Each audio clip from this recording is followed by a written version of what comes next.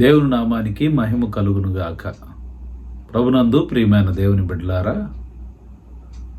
మన ప్రభు అయిన యేసుక్రీస్తు నామంలో మీ అందరికీ నా శుభాలు. కల్వరి కరుణ వార్త అనే యొక్క యూట్యూబ్ ఛానల్కి మీ అందరికీ స్వాగతాన్ని పలుకుతున్నాను. మీరందరూ బాగున్నారు కదా? దేవుని వాక్యాన్ని మనము కొద్ది నిమిషాలు ధ్యానం చేసుకోబోయే ముందుగా ఒక చిన్న ప్రార్థన చేసుకొని వాక్య ధ్యానంలోనికి వెళదాం. ప్రేమ నమ్మకము కలిగిన తండ్రి, ఘనమైన దేవ, గడిచిన దినమంతయు మమ్మల్ని సజీవ లెక్కలో కాపాడి సంరక్షింపజేసి ఈ రీతిగా తండ్రి నీ పాదముల చెంతకు మమ్మల్ని నడిపించావు. ఈ దినమంతట్లో మీరు మాకు తోడుగా ఉండి మమ్మల్ని నడిపించండి. నీ కృపతో నీ ఆత్మతో మేము నాయనెదుగు నా తండ్రి నింపబడుతూ ఎక్కడికి వెళుతున్నను నీ యొక్క కరుణాహస్తము మాకు తోడుగా ఉంచండి. మా నోటి మాటలు, మా హృదయ ధ్యానాలు నీకు అంగీకారములుగా చేసుకోమని నజరేయుడైన యేసు నామమున అడిగి వేడుకుంటున్నాము తండ్రి, ఆమేన్. ప్రియులారా, అందరం కూడా కలిసి ఒక చిన్న కీర్తన పాడుకొని వాక్య ధ్యానంలోనికి వెళదాం. మీ అందరికీ వచ్చిన పాట, నీ చేతితో నన్ను పట్టుకో, నీ వాక్కుతో నన్ను నడుపు, శిల్పి చేతిలో శిలను నేను, అనుక్షణము నన్ను చెక్కుము అని పాటను పాడుకుందాం. నీ చేతితో నన్ను పట్టుకో, నీ వాక్కుతో నన్ను నడుపు, శిల్పి చేతిలో శిలను నేను, అనుక్షణము నన్ను చెక్కుము. శిల్పి చేతిలో శిలను నేను, అనుక్షణము నన్ను చెక్కుము. అంధకారాలోయలోనా సంచరించిన భయము లేదు, నీ వాక్యము శక్తి గలది, అది నాకు నిత్య వెలుగు. నీ వాక్యము శక్తి గలది, అది నాకు నిత్య వెలుగు. మన తండ్రి అయిన దేవుని నుండి, కుమారుడైన యేసుక్రీస్తు నుండి కృపయు సమాధానములు మీకు కలుగునుగాక. ఆమేన్. ప్రియులారా, కొద్ది నిమిషాలు దేవుని వాక్యాన్ని విందాం. పరిశుద్ధ గ్రంథం నుండి సామెతల గ్రంథము 30వ అధ్యాయము 7వ వచనం నుండి 9వ వచనం వరకు మనము చదువుకుందాం. దేవా, నేను నీతో 2 మనవులు చేసుకొనుచున్నాను, నేను చనిపోక ముందు వాటిని నాకు అనుగ్రహింపుము. వ్యర్థమైన వాటిని, అబద్ధములు నాకు దూరముగా ఉంచుము. పేదరికమునైనను ఐశ్వర్యమునైనను నాకు దయచేయకుము. తగినంత ఆహారము నాకు అనుగ్రహింపుము. ఎక్కువైన ఎడల నేను కడుపు నిండిన వాడనై నిన్ను విసర్జించి యెహోవా ఎవడని అందునేమో. లేక బేదనై దొంగిలి నా దేవుని నామమును దూషింతునేమో. దేవుడి వాక్యమును మన యొక్క వినికిడిలో దీవించును గాక. ఆమేన్.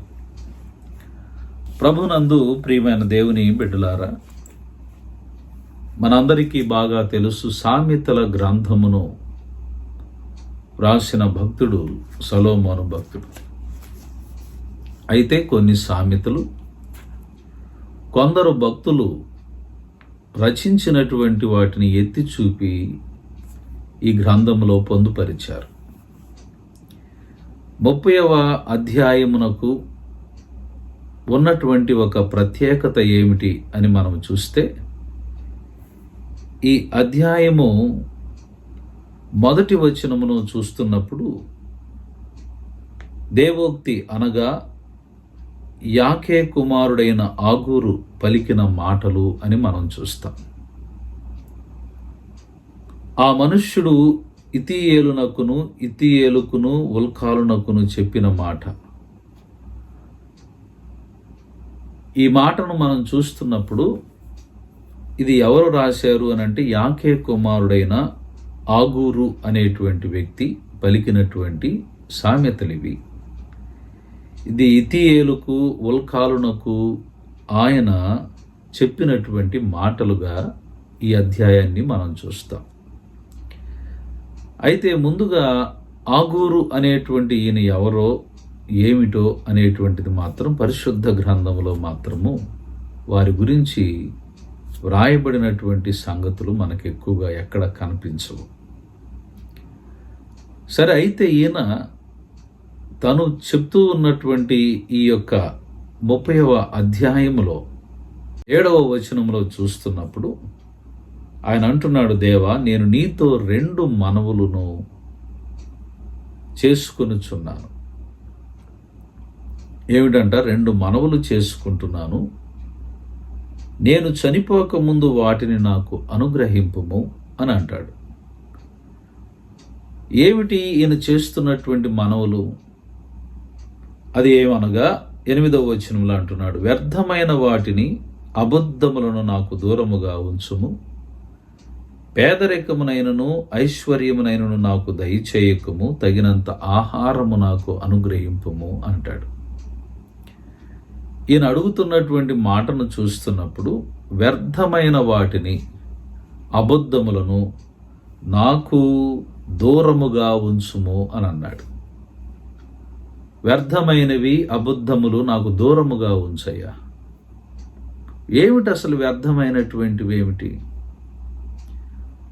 పరిశుద్ధ గ్రంథంలో అసలు వ్యర్థమైనటువంటి వాటికి సరి అయినటువంటి నిదర్శనం ఇచ్చిన ఒక సందర్భం కంప్లీట్గా మనం అర్థం చేసుకోవటానికి అపోస్తలుల కార్యముల గ్రంథంలోనికి 14వ అధ్యాయము 7వ వచనము నుండి 15వ వచనం వరకు చూస్తున్నప్పుడు అక్కడ పౌలు బర్నబాలు ఇరువురు కూడా లుస్త్రా అనేటువంటి ప్రాంతానికి వెళ్ళారు. ప్రియులారా, ఈ లుస్త్రా అనేటువంటి ప్రాంతంలోనికి వెళ్ళినప్పుడు జరిగినటువంటి విషయం ఏమిటి అని మనం ఆలోచన చేస్తే, అక్కడ ఒక బలహీన పాదములు కలిగినటువంటి ఒక పడుచువాడు వాళ్ళకి కనపడతాడు. ఈ బలహీన పాదములు కలిగి ఉన్నటువంటి ఈ యొక్క వ్యక్తిని చూసినప్పుడు అతడు ఏం చేస్తున్నాడనంటే పౌలు చెప్పుచున్నటువంటి వాటిని శ్రద్ధగా వింటూ ఉన్నాడు. పౌలు అతన్ని తేరి చూశాడు. తేరి చూసి అతని యందు విశ్వాసము ఉన్నది అని గ్రహించి అతన్ని స్వస్థపరచాలనేటువంటి తలంపు కలిగి ఆయనతో చెప్పినటువంటి మాట ఏమిటి అని అంటే, నీ పాదములు మోపి సరిగా నిలువమని బిగ్గరగా చెప్పాడు. వెనువెంటనే అతడు లేచి గంతులు వేశాడు. ఈ అద్భుతమైనటువంటి కార్యాన్ని ఆ లుస్త్రాలో ఉన్నటువంటి ప్రజలు లొకయోనియ భాషలో వీరిని గురించి ఏమని మాట్లాడుతూ ఉన్నారంటే, దేవతలు మనుష్య రూపము దాల్చి దిగి వచ్చి ఉన్నారని కేకలు వేసిరి. బర్నబాకు ద్యోపతి అనియు, తరువాత పౌలు ముఖ్య ప్రసంగి అయినందున అతనికి హెర్మే అనియు పేర్లు పెట్టారు. ఈ విషయాన్ని మనం జ్ఞాపకం చేసుకుంటున్నప్పుడు మరి గ్రీకులుగా ఉన్నటువంటి వారికి లాగానే ఈ లుస్త్రాలో ఉన్నటువంటి ప్రజలకు కూడా అనేక మంది దేవుళ్ళు దేవతలు అనేటువంటి వారు ఉన్నారు. అందుచేత వాళ్ళు ఏంటంటే దేవుళ్ళు దేవతలు అనేటువంటి వారు మరి ఆకాశము నుండి కిందకి మనుష్య రూపాన్ని దాల్చుకొని వచ్చారని గుర్తెరిగి ఇక్కడ మరి ఉన్నటువంటి ఆ ఇద్దరకు, ఎవరికి, బర్నబాకుని అలాగనే పౌలుకిని 2 పేర్లు పెట్టారు. బర్నబాకు పెట్టినటువంటి పేరు ఏమిటి అని అంటే ద్యోపతి అనే పేరు. దీన్నే జ్యూస్ అని అంటారు. అలాగనే పౌలు భక్తుడు ముఖ్య ప్రసంగికుడై ఉన్నందున అతనికి ఏమని పేరు పెట్టారు అని అంటే అతనికి హెర్మెస్ అనేటువంటి పేరు పెట్టారు. ఈ 2 విషయాలు మనము ఒక నిమిషం జ్ఞాపకం చేసుకోవడానికి ప్రయత్నం చేద్దాం. జూస్కున్నటువంటి పేరు ద్యోపతి అనేటువంటి వారు దేవుళ్లకు ప్రముఖుడు, గ్రీకు దేవుళ్ళలో ఇతడు ప్రముఖుడై ఉన్నటువంటి వాడు అని వారి యొక్క భావన. రెండవది ఏంటంటే హెర్మేస్ అనేటువంటి వాడు వార్తాహరుడు, దూతగా ఉన్నటువంటి వాడు అనేటువంటి పేరు. అలాగనే రోమియులుగా ఉన్నటువంటి వారు కాలం అన్నటువంటిది వచ్చినప్పుడు వీళ్ళిద్దరికీ పెట్టినటువంటి పేర్లు ఏమిటనంటే, ఒకళ్ళకేమో జూపిటర్ అని పేరు పెట్టారు, రెండవ వ్యక్తికి మర్కురీ అని పేరు పెట్టారు.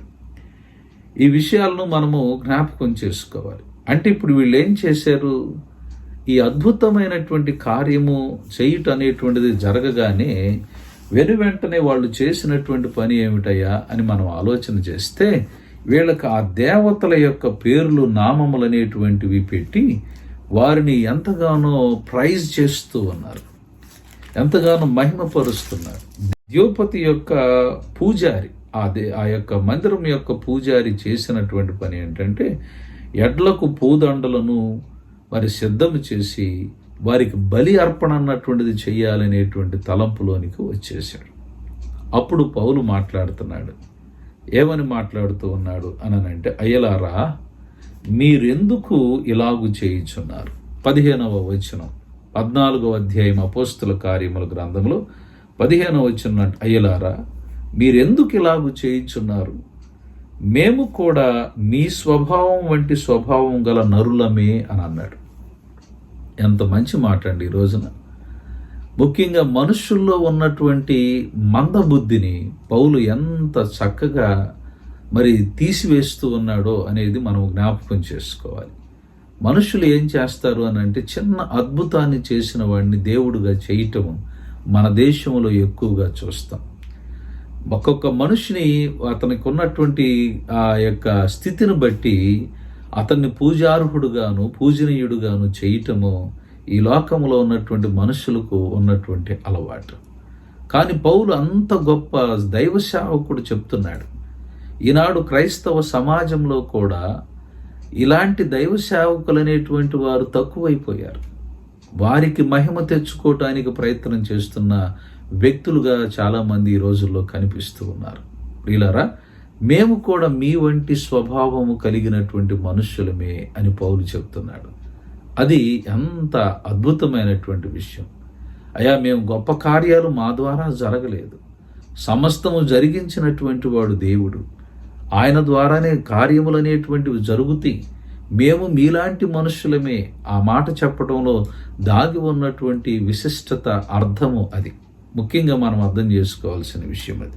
తరువాత ఆయన చెప్పిన మాటలు ఏమిటంటే, మేము కూడా మీ వంటి నరులమే, మీ స్వభావం వంటి నరులమే. అయితే ఇప్పుడు ఆయన చెప్తున్న ఒక ముఖ్యమైనటువంటి మాట ఏమిటి అని ఆలోచన చేస్తే, మీరు ఈ వ్యర్థమైన వాటిని విడిచిపెట్టి అని అంటాడు.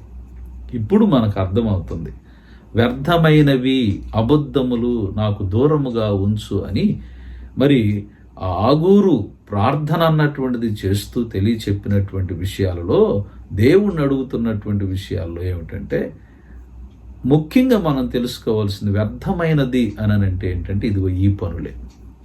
ఇలాంటివి మానివేయాలి. క్రైస్తవులుగా ఉన్నటువంటి ఈనాడు సమాజంలో అనేక మంది వ్యక్తులు చేస్తున్నటువంటి పని ఏమిటయ్యా అనంటే, ఇలాంటివి మానలేకపోతూ ఉన్నారు. ఇలాంటి వాటిని, ఈ వ్యర్థమైనటువంటివి నాకు దూరపరచుము తండ్రి. ఇప్పటికీ పూజలు, ఇప్పటికీ కూడా మంత్రాలు, అంతరాలు, తంత్రాలు అనేటువంటివి పోవటం లేదు, ముహూర్తాలు పోవటం లేదు. ఇవి చాలా ఖచ్చితంగా మనము మనసులో పెట్టుకోవాల్సింది. వజ్యాలు చూడటాలు, ఆ సమయాలు చూడటాలు, లేకుంటే అనేకమైనటువంటి మంత్ర రేకులు అనేటువంటి వాటిని ఇళ్ల చుట్టూ కట్టుకోవటాలు, ఇలాంటివి ఈనాటికి కూడా సమాజాల్లో దూరముగా ఉండట్లేదు. ఈ వ్యర్థమైనటువంటి వాటిని విడిచిపెట్టండి. ఏం చెప్తున్నాడు?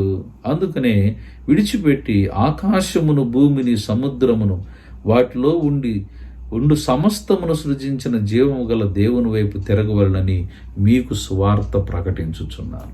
వేటు వైపు తిరగాలంటే మనము వాటన్నిటిని కూడా వదిలివేసి ఆకాశము, భూమి, సముద్రము, అందలి సమస్తాన్ని సృజించిన సృష్టికర్త అయి ఉన్నటువంటి, జీవాధిపతి అయి ఉన్నటువంటి దేవుని వైపు మీరు తిరగాలని మీకు సువార్త ప్రకటిస్తున్నారు.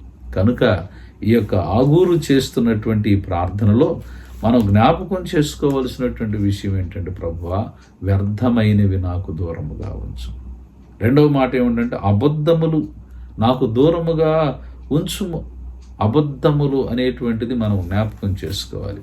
సంఖ్యాకాండము 23వ అధ్యాయము 19వ వచనాన్ని చదువుతున్నప్పుడు, దేవుడు అబద్ధమాడుటకు నరుడు కాడు అనేటువంటి పదాన్ని మనం చదువుతాం. ఇప్పుడు దేవుడు అబద్ధమాడటానికి నరుడు కాడు అని అంటే, మరి ఎవరు అబద్ధికులు? ఆయన అబద్ధం ఆడు, మరి అబద్ధమునకు నాకు దూరముగా ఉంచుమనంటే, భూమి మీద ఉన్నటువంటివంతా కూడా అబద్ధమే. ఎందుకు? కారణం ఏమిటి అని అంటే, భూమిలో ఎక్కడ చూసినా, ఏ స్థలంలో చూసినా, ఏ ప్రదేశంలో చూసినా జరుగుతున్నదంతయు కూడా అబద్ధము, కపటము, మోసము. దీనంతటికి మూలకారకుడు ఎవరయ్యానంటే, ఈ మానవులు అనేటువంటి వారు ఈ రీతిగా అబద్ధికులుగా మారిపోవటానికి అబద్ధపు బీజము వేసినటువంటి వాడు. యోహాను సువార్త 8వ అధ్యాయము మరి మనం జ్ఞాపకం చేస్తున్నప్పుడు అక్కడ 43వ వచనము నుండి ఈ రీతిగా ప్రభువారు మాట్లాడుతూ ఉన్నాడు. మీరేల నా మాటలు గ్రహింపకై ఉన్నారు, మీరు నా బోధ విననేరకుండుట వలననే కదా. మీరు మీ తండ్రియగు అపవాది సంబంధులు, మీ తండ్రి దురాశలు నెరవేర్చగోరుచున్నారు. భూమి మీద ఉన్నటువంటి మనుషులు ఎలాగున్నారు అని అంటే, అపవాది సంబంధులుగా ఉన్నారు. వాని యొక్క దురాశలను కోరుచూ ఉన్నటువంటి వారు ఉన్నారు. వాళ్ళ యొక్క దురాశలను నెరవేర్చటానికే, అతడి యొక్క ఆశలు నెరవేర్చటానికే భూమి మీద ప్రయాసపడతా ఉన్నారు. అలాగనే ఆది నుండి వాడు నరహంతకుడై ఉండి సత్యమందు నిలిచిన వాడు కాడు. ఆదిలోనే, ప్రారంభంలోనే అబద్ధముతో మానవులను పడగొట్టినటువంటి వాడు ఇతను. ఇలా జ్ఞాపకం చేసుకోవాలి.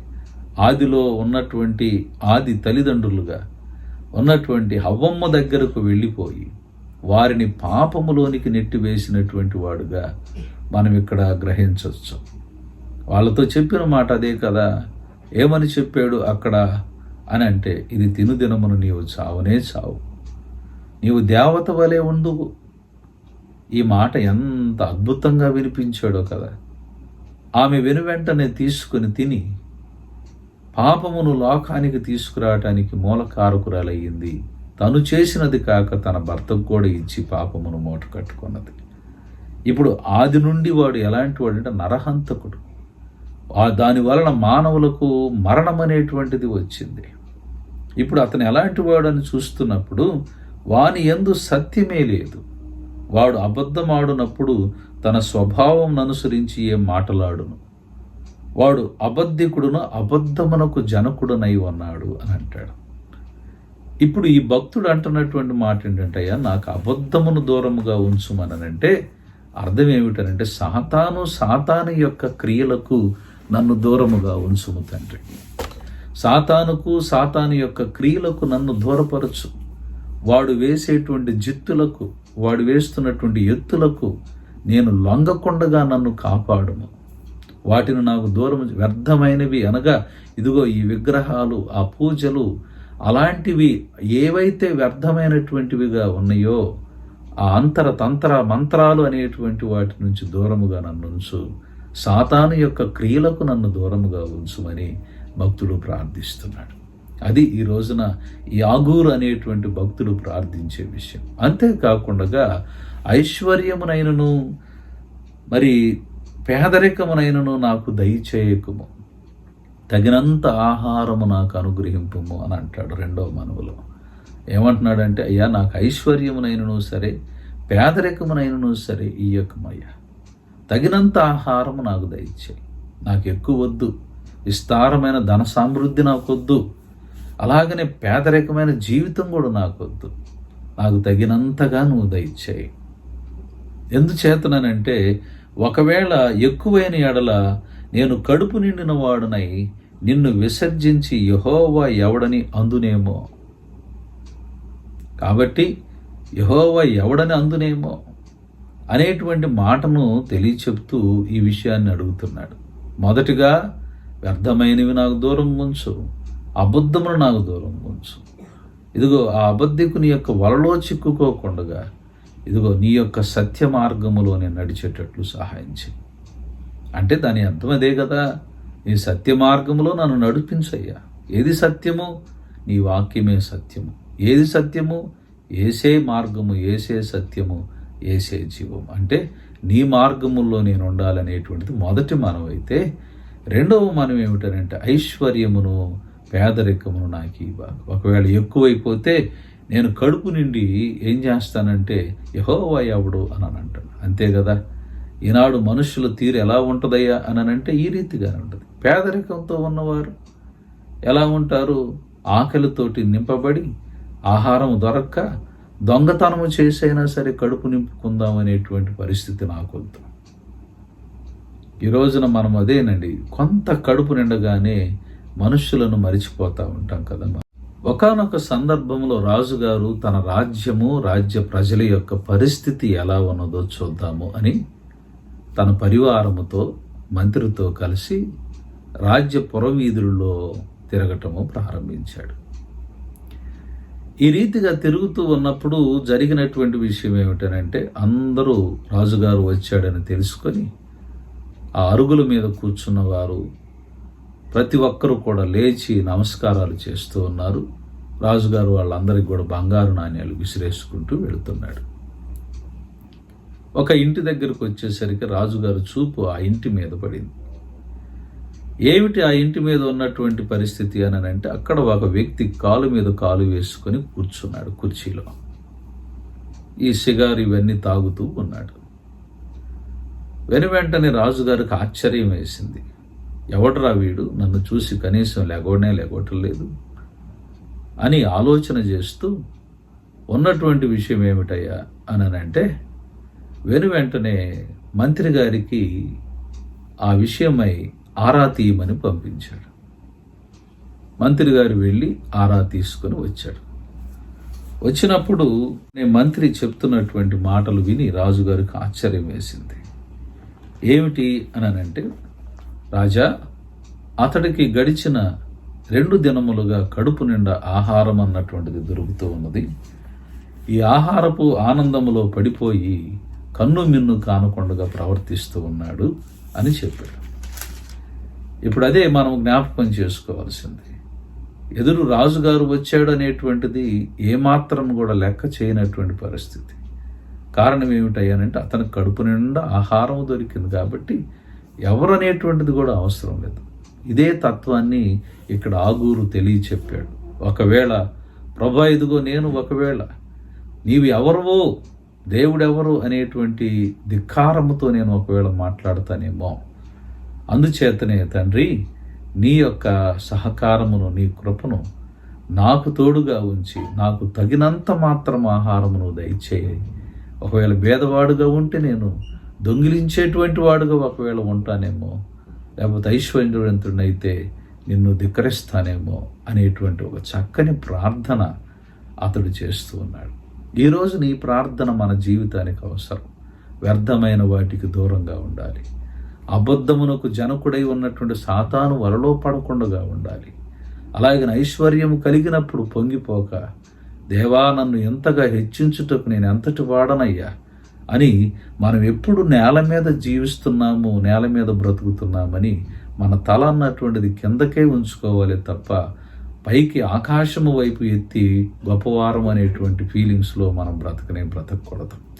అలాగనే పేదరికములో ఉన్నప్పుడు దేవుని సహాయమును కోరుకోవాలి.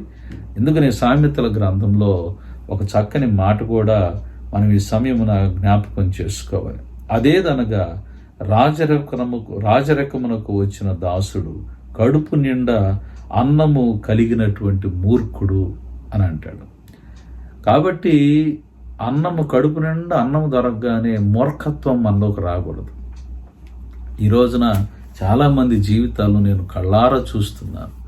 కొద్దిగా ఎదగగానే గొప్ప గొప్ప స్థితిగతులు కావాలని కోరుకుంటూ ఉంటున్నారు. అది మేము చేయగలమా, మనకు అంత అవసరం ఉన్నదా, మన స్థాయి అదేనా అనేటువంటి ఆలోచనలు కూడా చేయక ప్రతి ఒక్కరు కూడా ఒక స్థితిని ఆశిస్తూ పరుగులు తీస్తూ ఉన్నారు. దేవుడు హెచ్చించినప్పుడే మనం హెచ్చించబడతాం. దేవుడు ఇవ్వనప్పుడు మనకేదీ రాదు.